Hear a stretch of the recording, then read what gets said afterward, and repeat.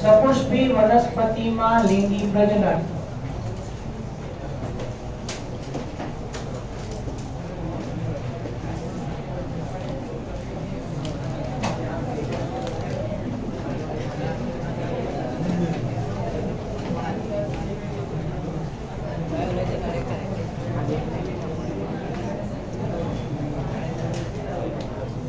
તમે પહેલા ચેપ્ટર ની અંદર ભણી ગયા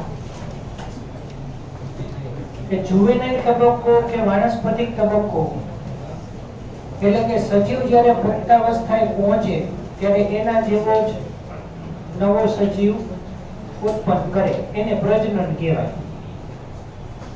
અને પછી આપણે પ્રજનનના બે પ્રકાર જોયા, અલિંગી અને લિંગી. બરાબર? સપુષ્પી વનસ્પતિમાં લિંગી પ્રજનન ક્યારે થશે કે જ્યારે વનસ્પતિ પુખ્તાવસ્થાએ પહોંચશે ત્યારે એ પુષ્પ ઉત્પન્ન કરશે. બરાબર? તો પુષ્પ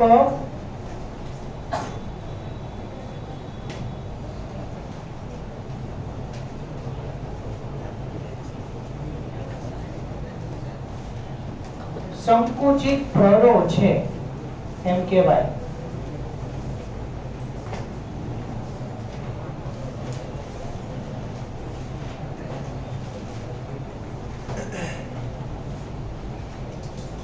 સૌથી અગત્યનો MCQ 5 સ્ટાર. ના, આ બધી 5 સ્ટાર એવી છે કે તમે ખાઓ ને તો ડાયાબિટીસ ન થાય.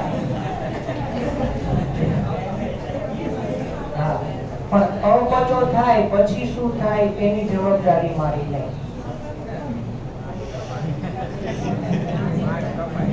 મારે કપાય બસ, બીજું કાંઈ નહીં.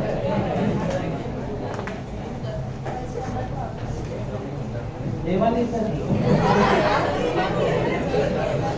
દેવાની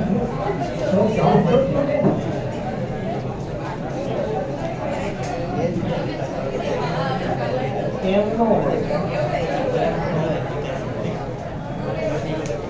વાર લાગશે. આપણે ગાંધી જયંતિ પછી વિચારશે. ક્યારેય નહીં. ચલો યાદ આવે.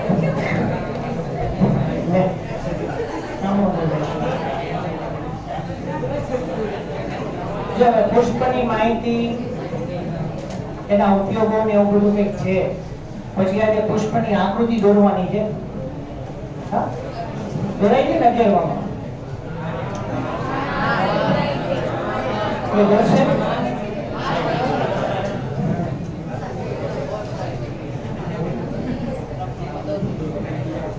જો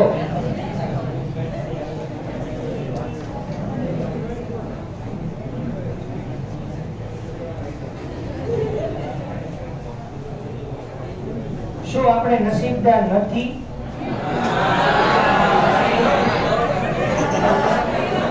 સાંભળીને બહુ દુઃખ થયું. આગળ જોઈએ કે વનસ્પતિઓ લિંગી પ્રજનન કરે છે. પુષ્પની સુંદરતા જેની તરફ જોઈને આપણી ખુશી અનુભવીએ છીએ, મોહક સુગંધ, આકર્ષક રંગ જે આપણને આકર્ષે છે, આ પુષ્પના બધા લક્ષણો. આ પ્રશ્ન લગભગ ક્યારેય પૂછાતો નથી. હવે આમ ખુશી છે,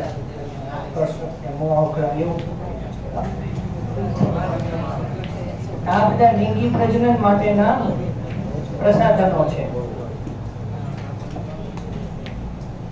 પુષ્પ ફક્ત આપણા સ્વાર્થીપણા માટે અસ્તિત્વ ધરાવતા હોતા નથી. બધી જ સપુષ્પી વનસ્પતિઓ લિંગી પ્રજનન દર્શાવે છે. પુષ્પ વિન્યાસ એટલે પુષ્પની ગોઠવણી. Very good. પુષ્પ અને એના પુષ્પીય ભાગો કયા?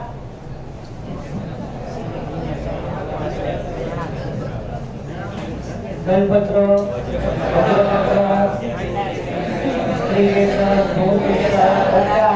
ગોઠવાઈ ગયા. ક્રમમાં કયો? ક્યાંથી બહારથી અંદર તરફ અંદરથી બહાર, બહારથી અંદર તરફ કેવો હાલો ચક્ર, પુંકેસર ચક્ર અને સૌથી અંદર શ્રીકેસર ચક્ર. બરાબર?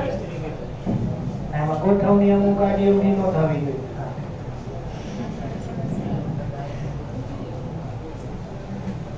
પુષ્પીય ભાગોમાં જોવા મળતી વિવિધતા લિંગી પ્રજનનની અંતિમ નીપજ જેવી કે ફળ અને બીજ ના સર્જન માટેની અનુકૂળતા નિશ્ચિત કરે છે. ચેપ્ટર આમ તો બહુ જ નાનું છે પણ ઘણું મોટું છે.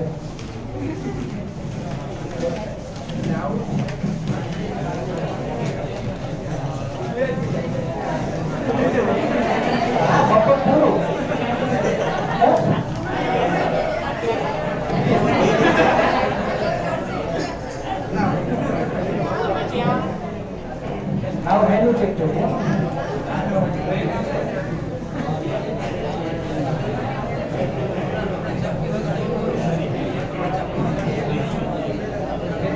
જો આની અંદર સિક્વન્સમાં શું ભરવાના છે? મુકેશનની ટોટલી ડિટેલમાં રચના, સ્ત્રીકેશનની રચના, બરાબર, પછી પરાગનયન, જુદા જુદા પ્રકારના પરાગનયન, કૃત્રિમ સંવર્ધન, બેવડું ફલન. 11મા ધોરણમાં આપણે આવી ગયું કે બેવડું ફલન એ એક આવૃત બીજારીની લાક્ષણિકતા છે, તે ભણવાના છે આમાં. પછી ફળ, બીજ, ભ્રૂણ અને ભ્રૂણ કોષ, આટલું આવશે. સ્ટેપ બાય સ્ટેપ જોઈએ. આ પ્રકરણમાં આપણે સપુષ્પી એટલે કે આવૃત બીજધારી વનસ્પતિમાં બાહ્યાકાર વિદ્યા, રચના અને લિંગી પ્રજનનની ક્રિયાનો અભ્યાસ કરશું. પહેલા પુષ્પના બાહ્યાકાર લક્ષણો સમજશું, પછી અલગ અલગ પુંકેસર અને સ્ત્રીકેસરની રચનાઓ, એની આંતરિક રચના સમજશું, પછી ફલનની ઘટના કઈ રીતે થાય એ આખી વાત કરશું. બરોબર? પુષ્પ આવૃત બીજધારીનું એક આકર્ષક અંગ. અતિ પ્રાચીન સમયથી મનુષ્ય પુષ્પ સાથે ઘનિષ્ઠ સંબંધ રહેલો છે, ગાઢ સંબંધ છે. પુષ્પ એ સૌંદર્યલક્ષી, સુશોભન, સામાજિક, ધાર્મિક અને સાંસ્કૃતિક મૂલ્ય ધરાવે છે. તેઓ હંમેશા માનવની મહત્વની લાગણીઓ જેવી કે પ્રેમ, વહાલ અથવા હેત, ખુશી, વ્યથા, શોક કે દુઃખ વગેરે વ્યક્ત કરવાના પ્રતીક સ્વરૂપે વપરાય છે. બધું વપરાય. ટૂંકમાં એવું ન લખો. તમે 5 એવા કલાત્મક પુષ્પોની યાદી બનાવો જે સામાન્યતઃ ઘર કે બગીચાની અંદર ઉગાડવામાં આવતા હોય.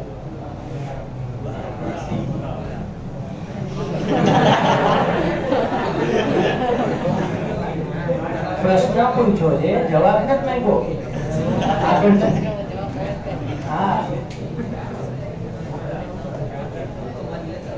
એવા 5 પુષ્પના નામ શોધી કાઢો જે સામાજિક અને સાંસ્કૃતિક પ્રસંગે આપના કુટુંબમાં ઉપયોગમાં લેવાતા હોય.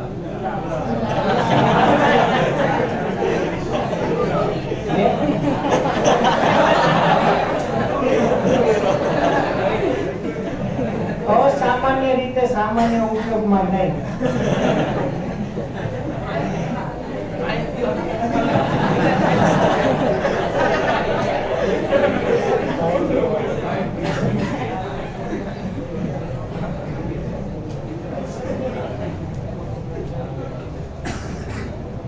અમુક ટાઈમે તો થતું એ મળથી ન હોતા નહીં.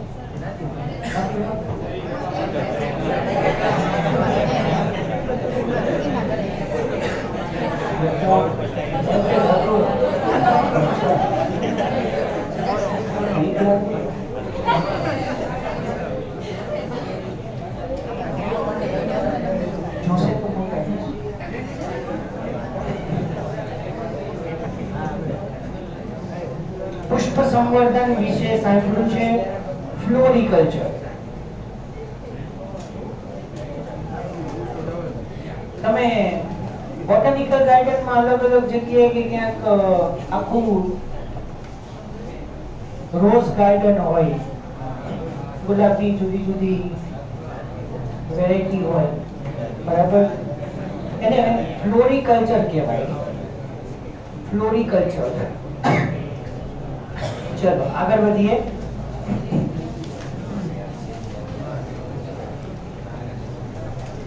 ચલો હવે પુષ્પની વ્યાખ્યા. પુષ્પ એ સંકુચિત પ્રરોગ, બરાબર. હવે પુષ્પની આકૃતિ મારી સાથે દોરો. ચલો પેન પેન્સિલ બધું સાથે તૈયાર રાખો. સાથે દોરો.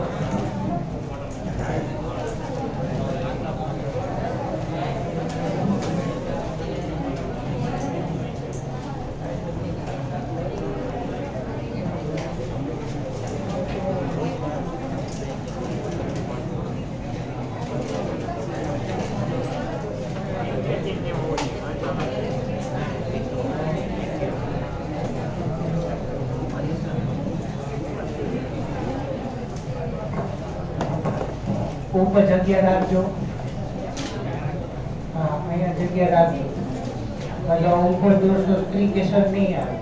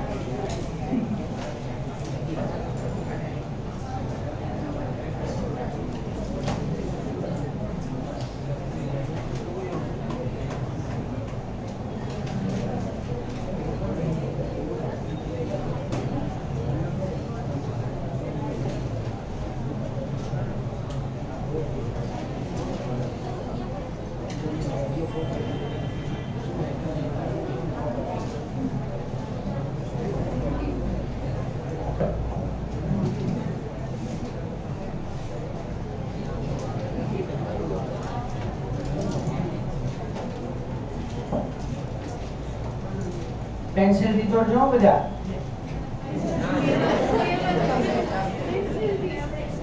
પેન્સિલ થી દોરજો. પેનબુક માં અત્યારે કલર પેન થી ચાલશે, પ્રેક્ટિસ કરવાની છે પેન્સિલ થી. 2 માર્ક નો પ્રશ્ન છે.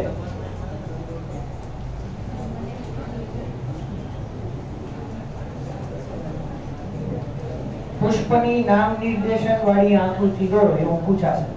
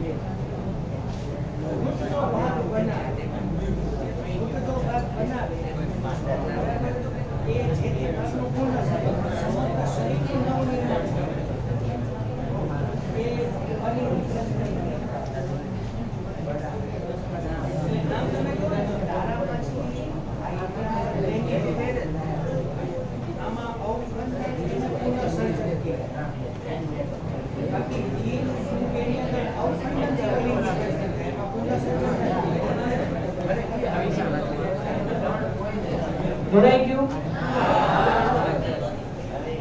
તો નામ લખીએ.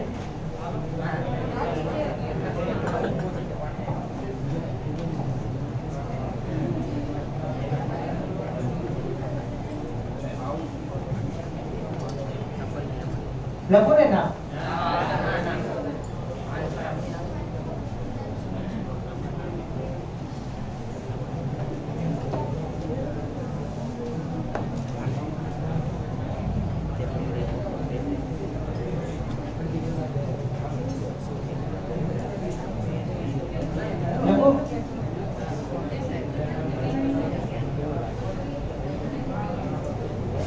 આજે ટપકા કર્યા છે એ જે પરાગરજ,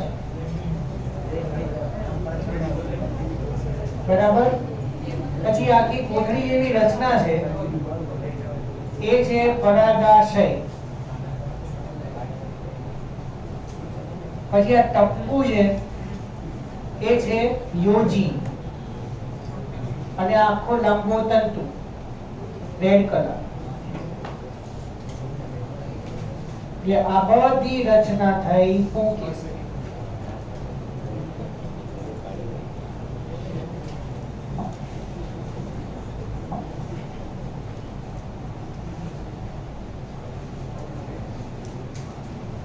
સમજાણું કે નહીં?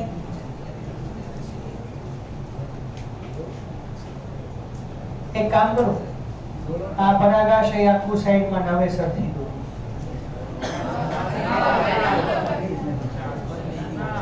દોરવાનું છે. આગળ હમણાં આપણે દોરવાનું છે.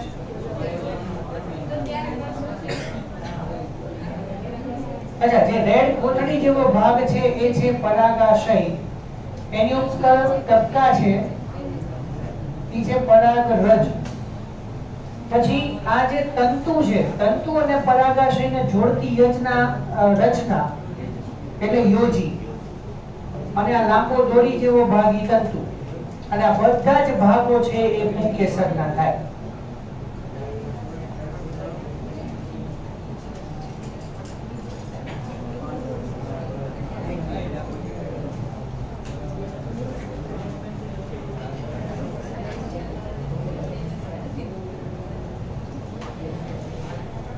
ચાલો, તો હવે આગળ અહીંયા સ્ત્રીકેસરના ભાગો જોઈએ.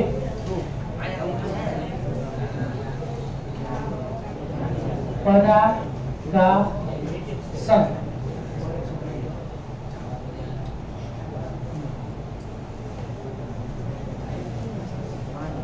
પરાગવાહિની, નીચેનો કોથળી જેવો ફૂલેલો ભાગ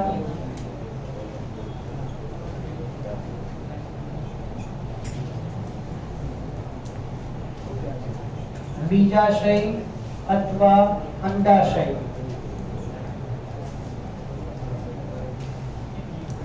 એની અંદરનો ભાગ અંડક. અથવા બીજાની, બરોબર, એની અંદરનું ટપકું જે છે એ છે અંડકોષ.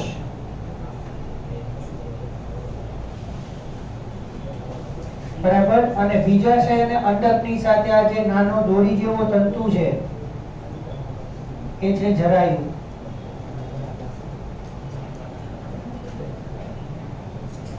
તો આટલા બધા ભાગો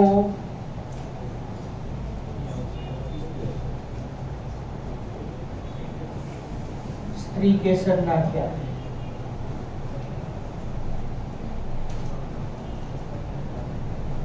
પછી ફરતે જે આપણે દોર્યું છે, બરાબર, એ છે દલપત્ર. એટલે આ 1 2 અને 3 એ છે દલપત્ર. પછી ગ્રીન કલર નું છે એ વજ્રપત્ર. પછી આ ઉપર તકતી જેવી રચના એ છે પુષ્પાસન. અને આ દંડ જેવો ભાગ પુષ્પદંડ.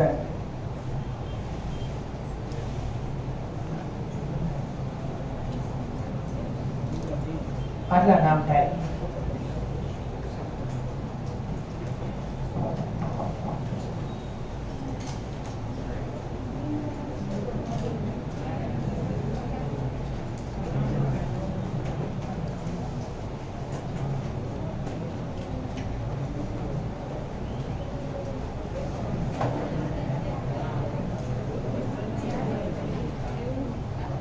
લાક્ષણિક પુષ્પની માત્ર નામ નિર્દેશન વાળી સ્વચ્છ આકૃતિ દોરો.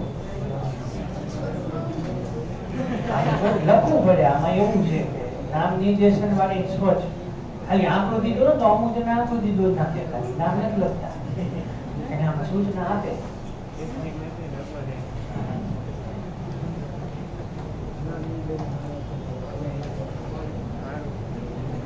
હવે તમારે તમારી રીતે પ્રેક્ટિસ કરવાની આ, બરોબર.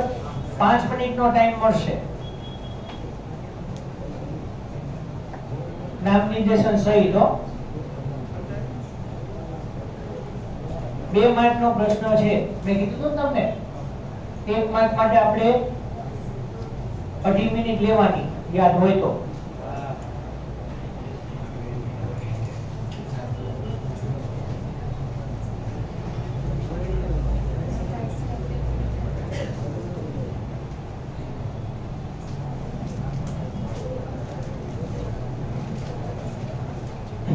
કેટલાને બાકી?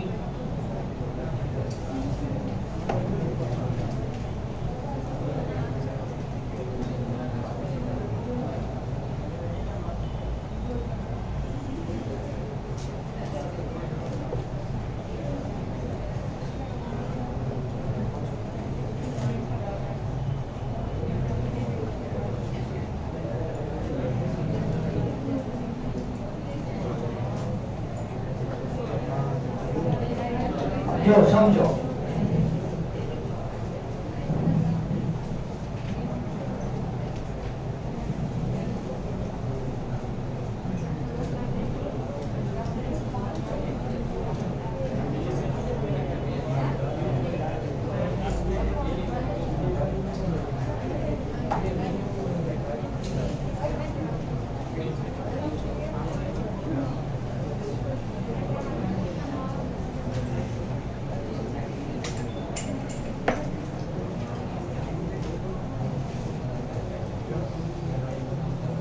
પુષ્પના અલગ અલગ ચક્ર. તો હકીકતમાં અહીંયા જે પુષ્પ દોર્યું છે એ લાક્ષણિક પુષ્પ છે અને દ્વિલિંગી પુષ્પ છે. ખાસ તમે ધ્યાનથી જો તો અહીંયા પુંકેસર અને સ્ત્રીકેસર બંને એક જ પુષ્પમાં હાજર છે, એટલે દ્વિલિંગી પુષ્પ કહેવાય. બરોબર. એટલે ઘણી વખત દ્વિલિંગી વનસ્પતિ હોય, દ્વિલિંગી વનસ્પતિ એટલે કે એક જ વનસ્પતિ ઉપર જુદી જુદી જગ્યાએ નર પુષ્પ અને માદા પુષ્પ હોય, પણ પુષ્પ પોતે એક લિંગી હોય. આગળ બધું આવશે ધીમે ધીમે, પણ અહીંયા આપણે જે લાક્ષણિક પુષ્પની આકૃતિ દોરી એ દ્વિલિંગી છે. એટલે સ્ત્રી કેસર અને પુંકેસર બંને એક જ પુષ્પમાં હાજર છે. તો પુષ્પના વિવિધ ચક્રો, તો કુલ ચક્ર એની અંદર 4 છે. તો પહેલું ચક્ર વજ્ર ચક્ર, બરાબર, જેને કેલિક્સ કહેવાય.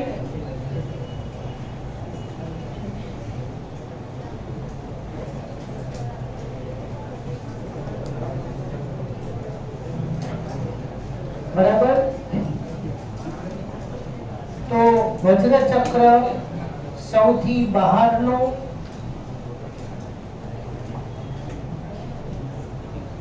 લીલા રંગનું,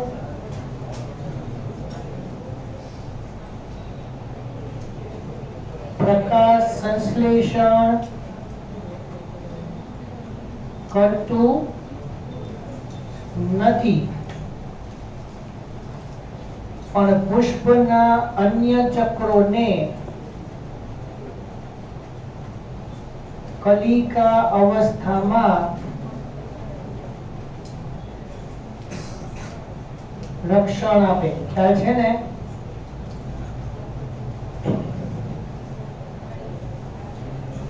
બરાબર. અને વજ્ર ચક્ર જે છે એ વજ્ર પત્રોનું બનેલું, જેને સેપલ કહેવાય.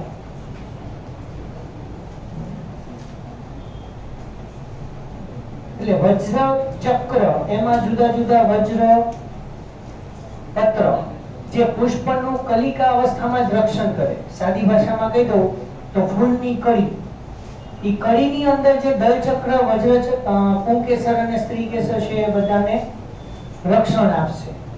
તો ધીમે ધીમે જ્યારે અંદર દલચક્ર, પુંકેસર અને સ્ત્રીકેસર વિકાસ થઈને મોટા થાય ત્યારે બધા જ વજ્રપત્ર એકબીજાથી છૂટા પડે છે અને અંદરથી બધા જ ચક્રો બહાર આવે છે અને પુષ્પ ખીલ્યું એમ કહેવાય. બરોબર. તો વજ્ર ચક્ર વજ્રપત્રનું બનેલું, સૌથી બહારનું, લીલા રંગનું છે, પણ પ્રકાશ સંશ્લેષણ નથી કરતું, અન્ય ચક્રોને કલિકા અવસ્થામાં રક્ષણ આપે. બસ, બીજું કોઈ કાર્ય નહીં. બીજું દલચક્ર.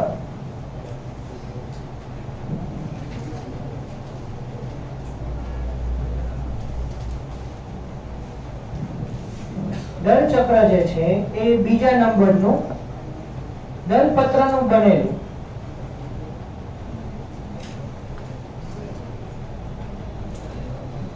એને પેટલ કહેવાય.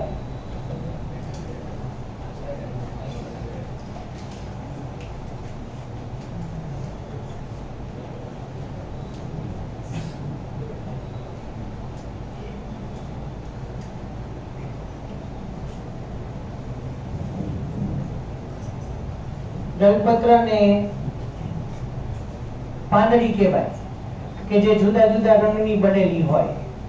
એટલે આપણે કીટ પરાગિત વનસ્પતિ, કીટકો દ્વારા જે વનસ્પતિમાં પરાગનયન થાય એમાં આપણે સમજશું કે દલપત્રના જુદા જુદા આકર્ષક રંગો અને પુષ્પની આકર્ષક ગોઠવણી પ્લસ એની આકર્ષક સુગંધ ના કારણે કીટકો એના પ્રત્યે આકર્ષાય. ઘણી વખત ફૂલોનો રસ ચૂસવા માટે કે ખાદ્ય પરાગરજને લેવા માટે પણ કીટકો પુષ્પ બાજુ આકર્ષિત થતા હોય.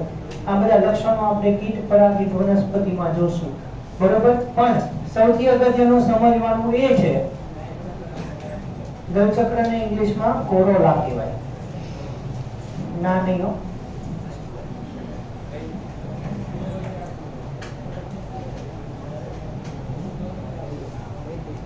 અચ્છા, તો કહેવાનો મતલબ એ છે કે આ બંને પુષ્પના વંધ્ય ચક્ર અથવા સહાયક ચક્રો છે કે જેનું વનસ્પતિમાં પ્રજનનની અંદર કોઈ એવું કાર્ય નથી. બરાબર. વજ્ર ચક્રનું આમ કાર્ય જુઓ તો એને ખાલી પુષ્પને ખીલવામાં જ મદદ કરવાનું છે અને દલ ચક્રને માત્ર અલગ અલગ કીટકોને આકર્ષિત કરવાનું છે. જો કે પાણી દ્વારા પરાગિત વનસ્પતિ અને પવન દ્વારા પરાગિત વનસ્પતિ હોય એની અંદર પુષ્પની અંદર એવી કોઈ આકર્ષક રંગ ને આકર્ષક સુગંધ ને ગોઠવણી એવું કંઈ હોતું નથી, કારણ કે કીટકોને ત્યાં આકર્ષવાના નથી હોતા. બરાબર. તો નેક્સ્ટ જોઈએ ત્રીજા નંબરનું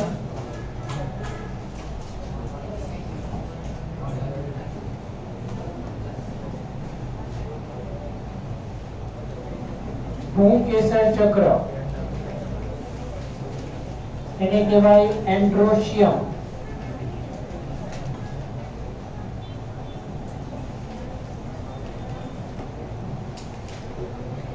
તો પુંકેસર ચક્ર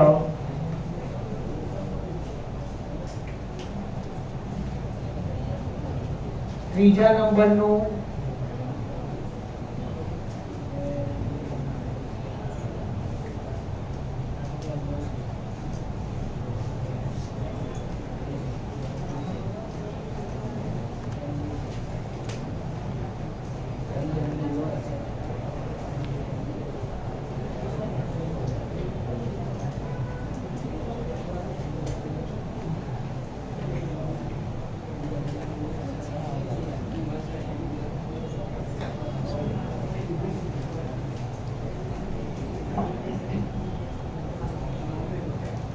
પુંકેસર ચક્ર ત્રીજા નંબરનું.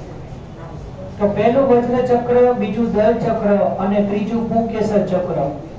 તો પુંકેસર ચક્રને કહેવાય એન્ડ્રોશિયમ. એ ત્રીજા નંબરનું ચક્ર છે.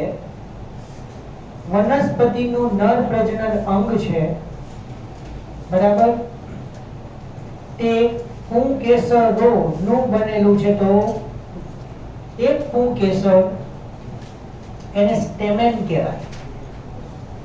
બરાબર. અને ઘણા બધા પુંકેસરો ભેગા મળી અને પુંકેસર ચક્રનું નિર્માણ કરે. બરાબર. પછી આપણે આ રેડ કલરનું જે આખું પુંકેસર દોર્યું છે એ અને બ્લુ કલરનું સ્ત્રીકેસર અલગ અલગ દોરી અને એના બીજા નામ યાદ થોડા રાખવાના છે ત્યારના પછી. બરાબર. તો પુંકેસર ચક્રનું મેઇન કાર્ય એ છે કે પુષ્પની અંદર પરાગરજનું નિર્માણ કરશે. બરાબર. પરાગરજનું નિર્માણ કરશે નરજન્યુ. તો ચોથું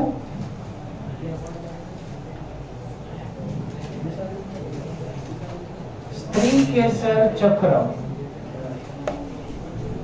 એને કહેવાય ગાયનોસિયમ.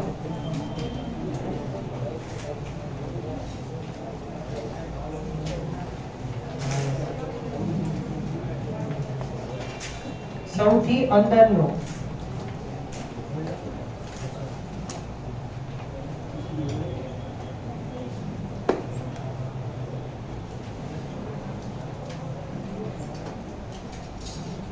વનસ્પતિનું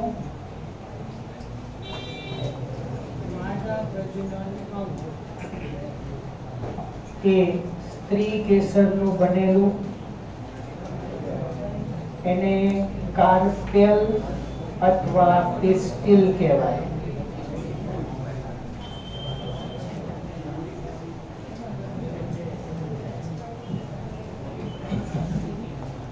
તો એ હકીકતમાં માદાજન્યુ અંડકોષ, બરાબર, એનું નિર્માણ કરે. તો કહેવાનો મતલબ કે પુંકેસર અને સ્ત્રીકેસર બંનેને ભેગા કરી દઈએ પુષ્પના મુખ્ય પ્રજનન અંગો. બરાબર. ખ્યાલ આવશે થોડું થોડું.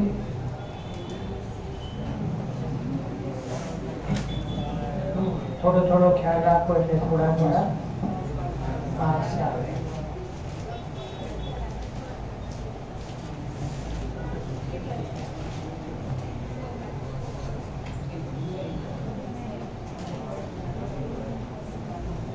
એક કહેવત યાદ આવી ગઈ મને, ખબર છે?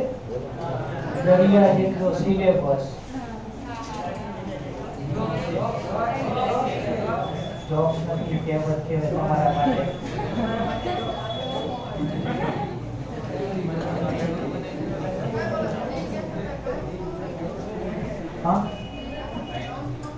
કાર્પેલ અથવા પિસ્ટિલ? કાર્પેલ ટેક્સ્ટબુકમાં ક્યાંક શબ્દ હશે, ગોતો. નો હોય તો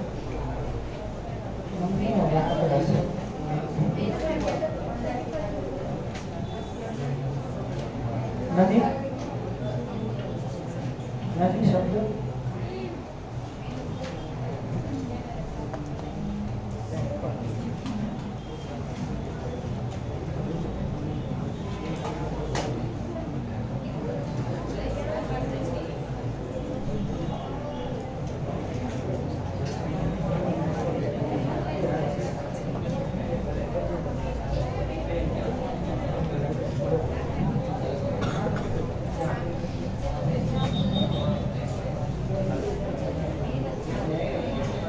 અત્યારે બધા ગોટાળા છે, પછી હું તમને ફાઇનલી બધું પતે પછી કહીશ. એમ થોડું થોડું બધું નર જન્યોજનક, માદા જન્યોજનક એમાંથી થોડું થોડું બધું જોઈ લીધું છે. આ ખાલી પુષ્પની માહિતી.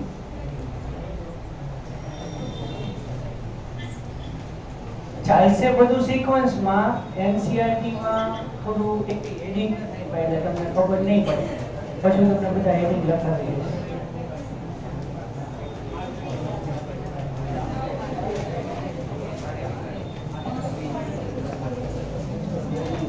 લખાઈ ગયું? વધશું આગળ.